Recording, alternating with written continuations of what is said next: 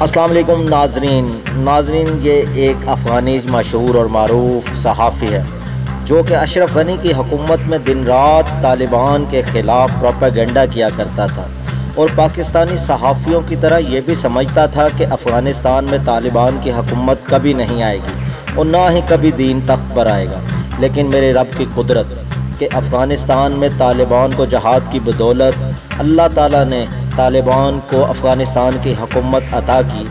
اور جب افغانستان میں طالبان کی حکومت آئی تو اس صحافی کو پکوڑے بیچتے دیکھا گیا ہے۔ افغانستان میں طالبان نے اسے اس کے پروپیگنڈا کرنے کی وجہ سے معاف تو کر دیا، لیکن اس سے صحافت کا عہدہ چھین لیا،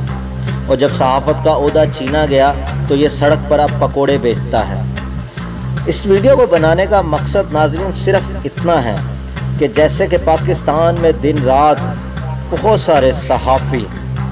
دین کے خلاف پروپیگنڈا کر رہے ہیں، وہ بھی یہی سمجھتے ہیں کہ پاکستان میں دین کبھی تخت پر نہیں آئے گا، لیکن میں ان کو بتانا چاہتا ہوں کہ انشاءاللہ تعالی پاکستان میں دین تخت پر آئے گا اور اسلامی نظام نافذ ہوگا،